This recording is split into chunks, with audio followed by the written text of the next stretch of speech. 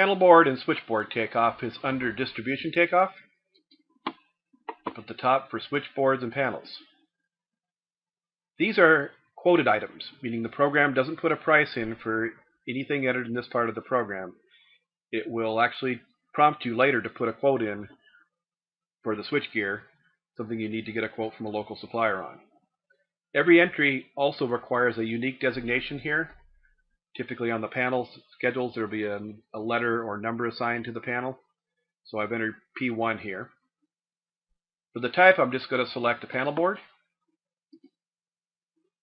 I have a choice of surface or flush. On the next line down we can pick the amperage, as well as whether it's NEMA 1 indoors or NEMA 3R for outdoors. I'm going to select 225 amp. Typically on panel boards we leave the number of sections at 1. I can pick from any of the voltages here. And I've got the option for 3-phase 4-wire, single-phase 3-wire, or even 3-phase 3-wire. And then on the type of main here, I could use either main lugs only or main circuit breaker for a panel board. The option here for factory assembled tells the program that we're going to expect to buy this panel board with the breakers installed. So in other words, we don't want the program to add labor to install the breakers in the field. We only want the labor for terminating the wire to the breakers. So down here under other quoted items, we're going to select items and pick the circuit breakers that go into the panel board. So under 1-pole bolt-on, we're going to select 20 amp single pole. We're going to put in 18 of those.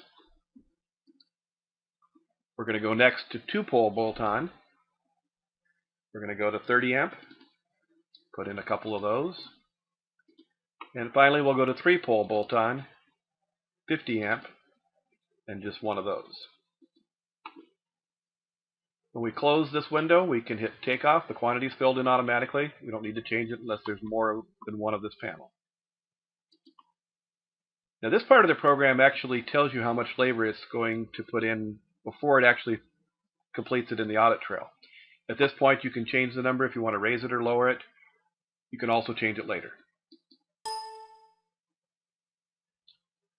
Now we have a copy feature here that can save some time. If I've got a panel P2 that's similar to panel P1, after you type in the new designation, you just hit the drop-down arrow for a list of panels that have already been entered. When you click on P1, it copies the entire contents of P1. We're going to make just a couple little changes here.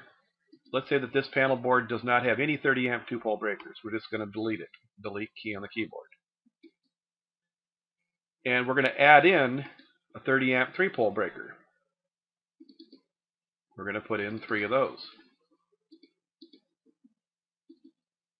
So again, it saves a few steps by copying the previous panel board. The quantity is 1. We hit takeoff. Slightly more labor on this item. We'll hit OK. Now, taking off a main switchboard or distribution board is really the same general process. We're going to give it a designation of MSB for main switchboard. On the type now, we're going to select main switchboard. For the amperage, we're going to go down to 800 amp, freestanding NEMA 1. And let's say that this switchboard is going to have 3 freestanding sections. Again, you've got selections for voltage, 3-phase 4-wire, etc. And on the type of main here, we're going to select a main circuit breaker. It defaults to the same amperage on the main breaker because we picked an 800 amp switchboard. You could put a smaller breaker into here if that was the requirement. Yeah, we're going to select that we want a meter in the switchboard, and we want an underground pull section. And we're going to leave the factory assembled checked. Now, just like we put breakers into a panel board, we can put breakers or fusible switches into a switchboard. By hitting select items, we're going to go to the 3-pole breakers. We'll select 200 amp. And we're going to put in 3 of those. Back to the 3-pole breakers again, we're going to go to 100 amp and put in 2 of those. After we close that window, we can hit takeoff, and it gives us the labor for that entire switchboard, all 3 sections, mounting, etc. and again terminating the wires to the breakers and to the main. Finally, there's a report here that we can generate that might be useful not only for your own use, but to send off to the suppliers you're going to get quotes from. Up at the top right is a report. It's a report just on the switchgear.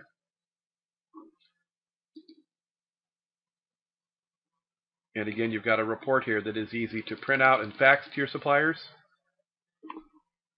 You can also save any report in the system electronically as a PDF file. The Save button will let you save this report. Give it any name you like, save it anywhere you like, and then you can send it later electronically as an attachment to an email.